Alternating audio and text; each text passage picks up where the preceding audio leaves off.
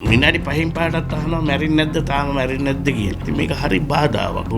යම්කිසි අසාධ්‍ය තත්වයක පසු වුණා. ජීවිතය බේරා ගැනීමට උත්සාහ දැරුවා. මැරෙන්න පෙර මැරුණා කියලා මාධ්‍යමකින් කරා. ඊයේ රාත්‍රියේ 9:20ට වගේ ආසන්න වෙලාවකදී පොලිසිය මගින් කොළඹ ජාතික රෝහලේ හදිසි අනතුරු අංශයට වෙඩි සම්බන්ධයෙන් තුවාල ලබා දයන් ප්‍රියසාද් නමින් කෙනෙකු ඇතුළත් කරනු ලැබුවා. ඔහුව ගෙන එන විට ඔහු යම්කිසි අසාධ්‍ය තත්වයක පසු වුණා. ඔහුට වෙඩි පහරවල් පපුවට සහ උරහිසට වැදී තිබුණා. ඒ තිබ්බ තුවාලවල යම්කිසි බරපතල තත්වයක් නිසා අපිට සිද්ධ වුණා ඔහුව ශල්‍යාගාරයට මූලික ප්‍රතිකර්ම ටික කරලා ශල්‍යාගාරයට රැගෙන යන්න. ඒ රැගෙන ගිහිල්ලා විශාල පරිශ්‍රමයක් යොදලා ශල්‍යවෛද්‍ය කණ්ඩායම් කිහිපයක් ඔහුගේ ජීවිතය බේරා ගැනීමට උත්සාහ දැරුවා. ඔහුට අවසානයේදී අපගේ වෑයම සාර්ථක වුණේ රාත්‍රී 11:20ට පමණ ඔහු අපිට සිද්ධ වුණා ජීවිතක්ෂයට පත් වූ ප්‍රකාශ කරන්න. ඉතින් මේ ඔහුගේ ඒ මරණ පරීක්ෂණයක් සිද්ධ වෙයි ඉදිරියේදී. ඒ මරණ පරීක්ෂණයේ තොරතුරු මම හිතන්නේ ඒ අදාළ වෛද්‍යවරුන්ගෙන් ලබාගත යුතුය.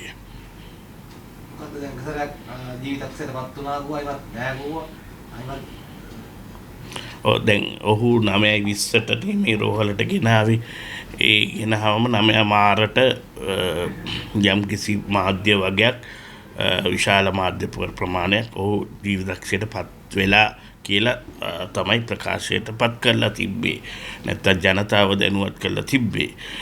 මම හිතන්නේ ඕක මාධ්‍ය සදාචාරය පිළිබඳ ප්‍රශ්නයක්. ඒ වගේම මාධ්‍ය විශාල අපි තමයි මුලින්ම නිවුස් එක සමාජයට දුන්නේ කියන්න වගේ තරගයක තියෙනවා. ඒ නිසා ඒ තරගයේදී දැන් මරණයකට අපි අනුමාන කරනවා මේ මනුස්සයා මැරෙයි මේ තුවාල වලින් කියලා. ඒත් මැරෙන්න කලින් මේ මනුස්සයා මැරුණා කියලා මාධ්‍ය වශයෙන් විතින් නිවේදන නිකුත් කරනවා. මම ඉල්ලා සිටිනවා මින් ඉදිරියට මරණයක් ස්පිතාලයට රෝගී වෙලා හෝ තුවාල ලබා පැමිණුණාට පස්සේ කරුණාකරලා ඒ මරණය ප්‍රකාශ කරන්න ඉඩ හරින්න රෝහල් බලධාරීන්ට. එහෙම නැතුව වෛද්‍යවරු දැන් අපි වුණත් වෛද්‍යවරුන් වශයෙන් මේක කියන්නේ ඒ ප්‍රතිකාර කරන වෛද්‍යවරයා තහවුරු කරාට පස්සේ තමයි මරණ කියලා කියන්නේ. නමුත් මේ නිකන් වෙඩි වැදිලා මරණාසන්නයි වගේ තියෙද්දි මරණ කියන එක සමාජයේ විවිධ තැන් වලින් ඇහෙන්න ලැබීම එච්චර සුදුසු දෙයක් නෙමෙයි. දැන් අපි ගත්තොත් ගණේ මුල්ල සංජීව කියන ඒ මරණයේදීත් කෙනාගේ මරණයේදීත් අනිවාර්යයෙන්ම මැරෙන්න පෙර මැරුණා කියලා මාධ්‍යමකින් කරා. දැන් මේක එච්චර හොඳ තත්වයක් නෙමෙයි. දැන් මම කියන්නම් තව කතාවක්. වෛද්‍යවරු හැම වෙලාවෙම රෝහල තුල රැඳී ඉන්නේ. රෝහල් වලට කැඳවනවා. දැන් ඊයේ උරස්සල්ල වෛද්‍යවරු කණ්ඩායමක් ගෙන්නන්න සිද්ධ වුණා මේ දැන් ප්‍රේසාත්ගේ ඒ තත්වය මත. තවත් ස්නායු ශල්‍ය වෛද්‍යවරු වෙනත් වෛද්‍යවරු ගෙන්නන්න ඕනේ. දැන් හිතන්නකෝ ඒ ගේන්නන අතරතුරේ මෙතුමා වාහනේ එනකොට ටීවී එකක හෝ මාධ්‍යයක පළ වෙනවා මැරුණා කියලා. ඉතින් දැන් ඔහු කල්පනා කරනවා මැරුණා නම් මම ඇවිල්ලා වැඩක් නැහැ නේ කියලා. නමුත් තාමත් වෛද්‍යවරු මේ ජීවිතයත් මරණයත් අතර වෙහෙස ගන්නවා ගොඩ දාන්න. ඉතින් ඒකින්ද මේක හරිම ප්‍රශ්නයක්. ඇත්තටම කියනවා නම් මින් ඉදිරියට රෝහල් බලධාරීන්ට ඉඩ හරින්න මරණයක් වෙනවා නම් ඒ මරණය වුණ බව තහවුරු කරන්න.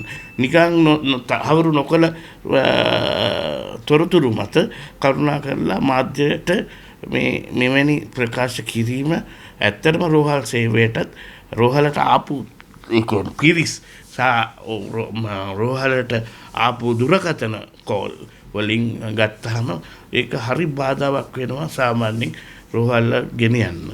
ඉතින් මම හිතනවා අදාළ බලධාරීන් අදාළ මාධ්‍ය වගකීමෙන් මිට වඩා කටයුතු කරයි කියලා. ඒකේ මේ සිද්ධි සම්බන්ධ ලොකු බාධාවක් වුණා. අනිවාර්යයෙන්ම විශාල බාධාවක් ඒක නමුත් මැරෙලාද නැද්ද කියලා කිසිරක් නෝද? විනාඩි 5න් පාටත් අහනවා මැරෙන්නේ නැද්ද තාම මැරෙන්නේ නැද්ද කියලා. ඉතින් මේක හරි බාධාවක්. ඒ කියන්නේ මේ මැරුණා කියලා මේක ගහලා නිවුස් එක සමහර මාධ්‍ය කතා කරලා අහනවා ඉතින් දැන් කොහොමද මැරුණා නේද කිය අහනවා. ඊට පස්සේ කෙව්වහම නෑ කියලා දැන් මැරුණාද කිය ආයි විනාඩි 5න් පාට කෝල් දෙනවා. ඉතින් මේක හරි ඒ කියන්නේ කනගාටුදායක තත්ත්වයක්. ඉතින් ඒක නිසා මීට ඉදිරියට මම ඉල්ලා සිටිනවා කවුරු හරි රෝහල් බලධාරියෙක් ප්‍රකාශයක් එහෙම කරන්න පෙර පනින්න එපා නිවුස් එක. මේක ඒ පවුල් වල අයටත් හොඳ නැහැ. සමාජයට දෙන ගුරුආදර්ශයත් හොඳ නැහැ. ඒ වගේම රෝහලට තියෙන අපේ පරිපාලනයට විශාල බාධාකාරී තත්ත්වයක්. ඒ කියන්නේ දැන් එක සැරයක් අහනවා මරනවද කියලා. රෝහලෙන් කියනවා නෑ කියලා. තාම විනාඩි 5කින් අහනවා මරනවද? අයවත් නෑ කියනවා. ආයෙත් අහනවද? ආයෙත් අහනවා. මරණකම් අහනවා. ඉතින් අපි කියනවා කවුද මේ අහන්නේ? ඔය ඉතින් එක මාධ්‍ය තමයි. මාධ්‍ය සමාජ මාධ්‍ය. නෑ ටීවී channel වල වුණත් ඇත්තටම මේක ප්‍රශ්නයක්. මොකද අනිත් එක ටීවී channel වලත් පුදුමාකාර විදියට අපි හිතමු A කියන මිනිස්සයා කෝල් කරලා අහනවා දැන් B කියලා මිනිස්සෙක් ඒ channel එකේ නම කියලා තව එක්කෙනෙක් අහනවා. ආයෙත් විනාඩි 5කට පස්සේ C කියන එක්කෙනෙක් අහනවා. එකම channel වල. ඉතින් ඒක මං හිතන්නේ මේ පිළිබඳව යම්කිසි මාධ්‍ය මෙවැනි ආකාරයකට කුමන ආකාරයකට කටයුතු කළ යුත්තේ කියන එක මං හිතන්නේ පොඩ්ඩක් විශේෂයෙන් මේ බොරු පුවත් නැත්නම් ඉක්මන් පුවත් දාන්න එපා මැරුණා කියලා.